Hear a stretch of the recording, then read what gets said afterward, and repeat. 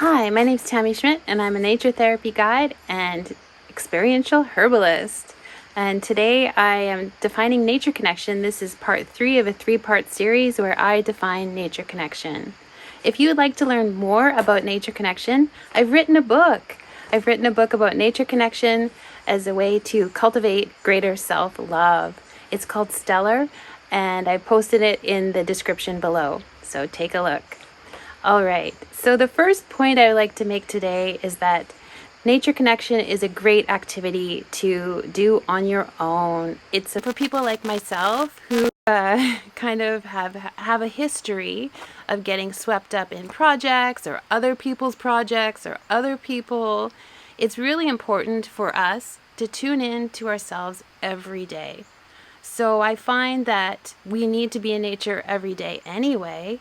I enjoy being in nature personally, and I find it's just a great environment for me to lift myself emotionally, to feel better, feel more calm. Nature provides all of these benefits, and why not spend time alone as well, where I can tune into myself within that really awesome space.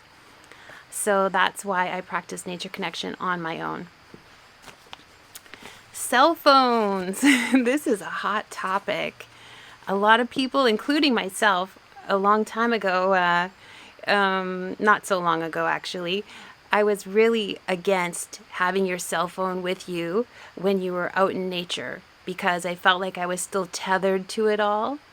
But really, I needed to learn how to manage the way I behave with the technology.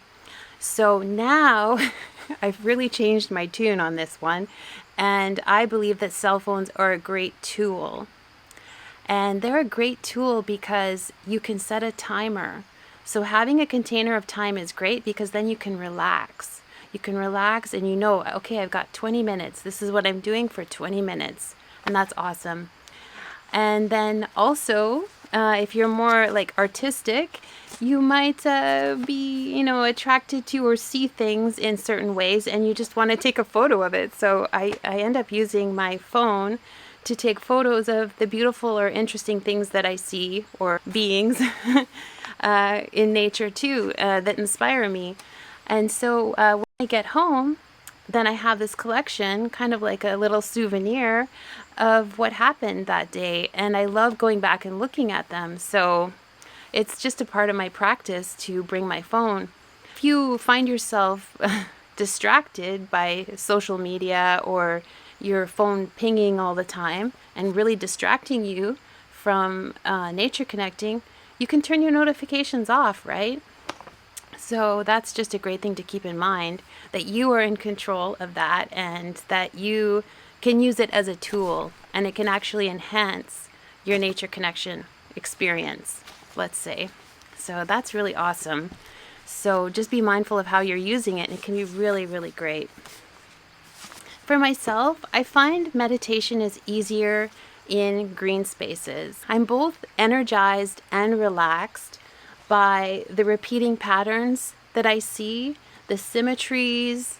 I definitely see it and appreciate it and get something from it. So these patterns that we see are fractals, and it's just great. The studies have proven that they do actually energize and relax you just to be in this space. So I find it's just amazing. And so for me, it's easier for me to drop into the present moment when I'm in a natural space because I'm really relaxed and also curious about my surroundings. So I find meditation is really easy in nature.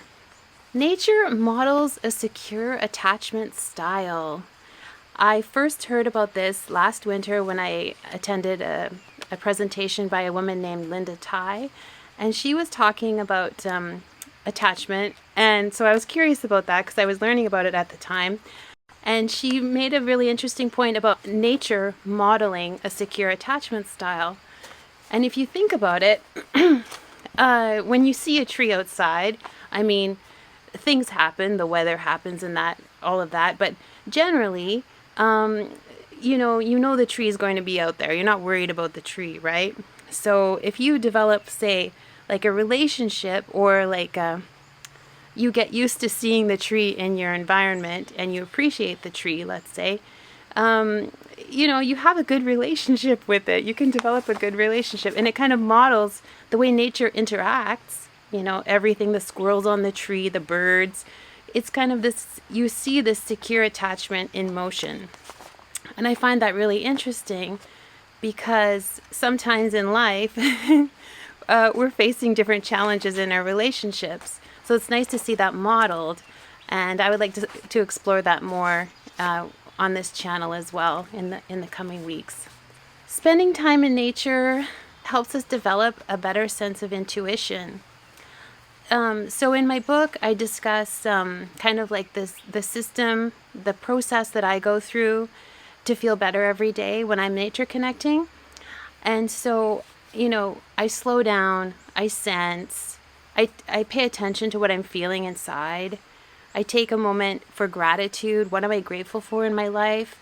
I take a moment to ground myself. So by the time I do all of those things when I'm out in nature, I'm feeling quite relaxed and probably in my best space, my best headspace.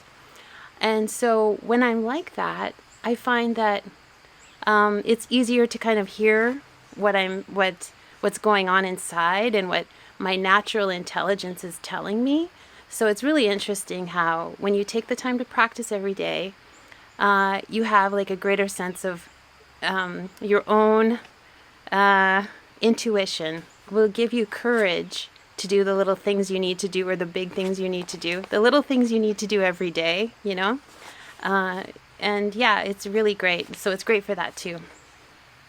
And lastly, nature is open and accessible to everyone. And so people who live in the country have access to nature, but I find city dwellers, because they're in a more intense environment, they need nature more, it seems, and they value it more. They really value going to their parks and spending time in nature. So it doesn't matter if you're in the city or in the country, nature is available to all of us. So to recap, I practice nature connection on my own. It's an opportunity for me to spend time connecting with myself and my environment every single day. Cell phones are a tool, and they enhance nature connection. Meditation is easier in green spaces, at least for somebody like myself. Nature models secure attachment style. Spending time in nature helps us develop our intuition. And last but not least, nature is open and accessible to all of us. So I hope you've enjoyed this 3-part series where I've defined nature connection the way I define it. And if you have any comments or questions, please let me know. This has been great, and I hope you have a chance to take it outside. Thanks so much. Have a great day.